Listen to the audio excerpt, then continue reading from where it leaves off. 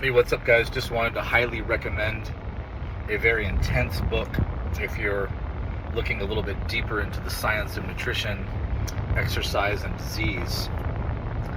It is called Metabolical. And just going to illustrate a simple way to explain the reason why people are prescribed drugs for different diseases and why it's not ultimately the solution, but it may be necessary in the short term. It often is necessary in certain situations in the short term, but it's not a long-term solution to actually eradicate the root cause of the problem. And we've probably heard this so many times that they're addressing the symptoms and not the root. Sometimes people don't really understand what this means, so I'm going to draw this little analogy. Imagine you are in a burning apartment building. You're in one of the apartments in a large apartment building, and a fire starts somewhere far away from you. As the fire starts to consume the entire building, eventually it's going to get to you. So if someone addresses, if someone looks into the situation and is advising you on what to do, then they may advise you to get out of the building. Or they may advise you to fortify your apartment building with fire retardant materials. So ultimately, the real solution is to get the fire department to get there as soon as possible to put out the fires so the entire building is saved. And this is analogous to the body. The entire body is the apartment building. And the organs, or even parts of the organs, like the heart, the liver, the kidneys, the pancreas, the muscle, the fatty tissues, all of these things can be analogous to each apartment. So if one of the apartments within the apartment building is suffering and you were to prescribe a drug to help with that particular organ, we're still not putting out the fire. So if you were to take one of those apartment buildings and fortify it so that the fire had a lot less likelihood to be able to penetrate the walls of that apartment.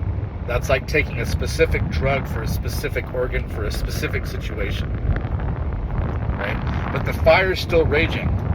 And if the fire can't get into that particular apartment, if that particular organ is now protected by some drug, at least short term, then we have a cascade of effects now where the fire is potentially going to attack one of the other apartments, right? So analogous to different cellular structures being attacked. So then you have to prescribe another type of drug for another problem that has now had an effect on another part of the body because it's not able to do what it needs to do because of the interaction with the drug into the biochemistry of the body, right?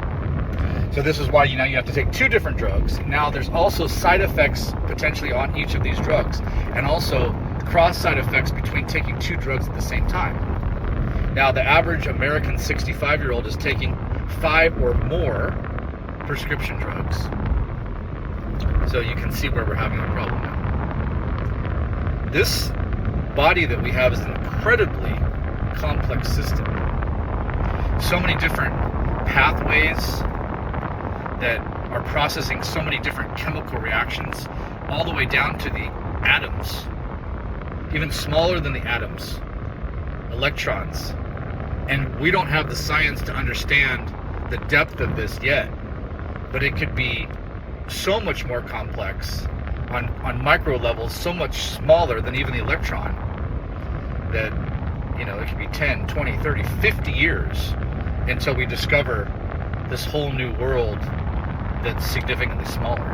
And what the relationship is between all the different systems and all the different pathways. Right? They're already showing that there's between 5 and 30,000 different enzymes. What about all the coenzymes? What about all the different small particles of matter that are interacting and reacting with the enzymes that we haven't even discovered yet? So this is extremely complex. Some people think, oh, I just go to my doctor and I'm going to be able to get the diagnosis and I'm going to be able to fix these problems. We understand a lot, but there's a lot more to understand. And also, there's a lot of misconceptions and illusions.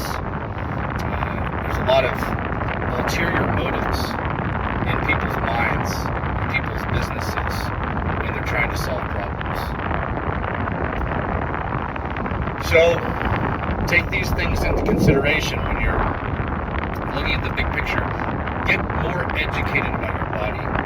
People are often more educated about their car or about their phone than they are about their own body. The body is significantly more complicated than your car, significantly more complicated than your phone. And just to understand the basics of the body would serve you so well, would be such a benefit.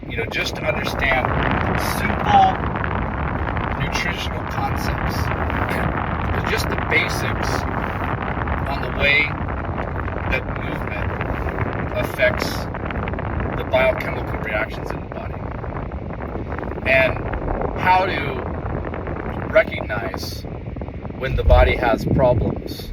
Actually being educated so that you can go to your doctor and you can talk to him about what you're experiencing with just a little bit of intelligence.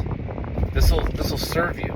Everyone from a young age should understand the basics about the body and the basics about how the environment affects the body, and even some with the mind, because the mind and the body are really connected, interconnected so much. We talk about psychological nutrition.